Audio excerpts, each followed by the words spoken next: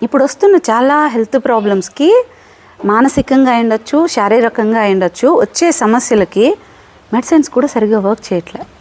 Even మీరు ఇది మార్చుకోండి, లైఫ్ స్టైల్ మార్చుకోండి అని చెప్తున్నాం హాస్పిటల్కి వెళ్తే. లైఫ్ స్టైల్ మార్చుకోవడం అంటే ఏంటంటే ఇప్పుడు మన చిన్నప్పుడు సైన్స్ దాంట్లో ఒక బొమ్మ ఉండేది, గుర్తుందో లేదు ఎవరికైనా, మాల్ న్యూట్రిషన్ బేబీ అని చెప్పేసి పొట్ట ముందుకు తన్నుకొని వచ్చేసి మొత్తం అంతా శరీరం అంతా సన్నగా అయిపోయేసి ఇట్లా ఉండేది. అంటే ఆ న్యూట్రిషన్ అనేది సరిగ్గా లేనప్పుడు మాల్ న్యూట్రిషన్ అయిన బాడీ బేబీ ఎట్లుంటుంది అని చెప్పేసి చూపించేవాళ్ళు, అవునా? సో సేమ్ థింగ్ ఇప్పుడు మనకు జరుగుతున్నదంతా కూడా మాల్ న్యూట్రిషన్.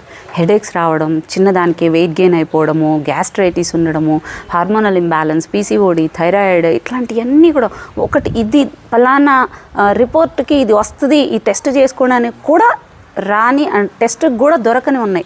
లైక్ ఫైబ్రోమయాలజియా ఇట్లాంటివన్నీ కూడా టెస్టులకు కూడా ఏమీ పెద్దగా కూడా రావు, కనబడవు. అక్కడేమో సమస్యలు చెప్తుంటారు, కానీ సమస్యలు ఏమో ఇక్కడ రిపోర్ట్స్లో ఏమో వస్తుండలేవు. రీజన్ ఏంటంటే మన లైఫ్ స్టైల్ అనేది సరిగ్గా లేకపోవడం, మాల్ న్యూట్రిషన్ అవ్వడం. లేదండి నేను బయట ఫుడ్ ఏం తిననండి, నేను ఇంట్లోనే తింటానండి, అయినా కూడా నాకు ఈ సమస్యలు ఉన్నాయండి. అది వెయిట్ లాస్ అవ్వచ్చు, వెయిట్ గెయిన్ అవ్వచ్చు, ఇతర నేను చెప్తున్న హెల్త్ సమస్యలు ఏదైనా కూడా, ఒక దాని మీద కాన్సన్ట్రేషన్ లేకపోవడం, ఇట్లాంటిది ఏదైనా కూడా అయ్యుండొచ్చు. నేను ఇంట్లో ఫుడ్డే తింటాను కానీ ఇలాగే ఉంటాయంటే 3 పూట్ల మనము కార్బ్స్ అంటే రైస్కి రిలేటెడ్ అయ్యుండొచ్చు, అది మిల్లెట్స్ అయ్యుండొచ్చు, ఓట్స్ అయ్యుండొచ్చు, ఏదైనా కూడా, ఈవెన్ ఫ్రూట్స్ అయ్యుండొచ్చు, కొన్ని రకాల ఫ్రూట్స్లో కార్బ్స్ ఇలాంటివి ఇస్తున్నాం తప్ప అన్నీ సమతుల్యంగా ఎక్కడ తీసుకుంటున్నాం? ఫుడ్లో ప్రోటీన్ కానీ ఫైబర్ కానీ, ఈ ప్రోటీన్ ఫైబర్ కార్బ్స్ ఇది చెప్తే మళ్ళీ దీన్ని ఒక నెగిటివ్గా చూస్తారు కదా. నథింగ్ అండి. ఫైబర్ అంటే కర్రీస్, ఇంట్లో వెజిటబుల్ కర్రీస్ చేసుకుంటాం కదా, కొంచెం కర్రీస్ ఎక్కువ పెట్టుకోవడం. రైస్ కంటే కర్రీస్ అనేది డబుల్ క్వాంటిటీ పెట్టుకోవడం. ప్రోటీన్ అంటే అది పన్నీర్ అయ్యుండొచ్చు, ఈ సోయా అయ్యుండొచ్చు, లేదంటే చికెన్, ఎగ్స్, ఫిష్, ఇట్లాంటివి ఏదన్నా కూడా లీన్ మీట్, ఇట్లాంటివన్నీ కూడా ఫుడ్లో యాడ్ చేసుకోవడం. ఒక 3 వంతులు అంటే ఇప్పుడు మనకి ఒక 70% చాలు. కడుపు నిండగా నిండి ఇంకొంచెం కూడా బాగుందని కర్రీ తోయకుండా ఒక 70% వరకు నిండగానే ఇంకా చాలు అనుకోవడం.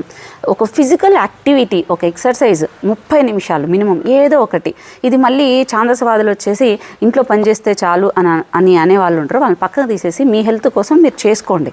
అండ్ 10 నుంచి 2 గంటల మధ్యలో డీప్ స్లీప్ అనేది చాలా ఇంపార్టెంట్.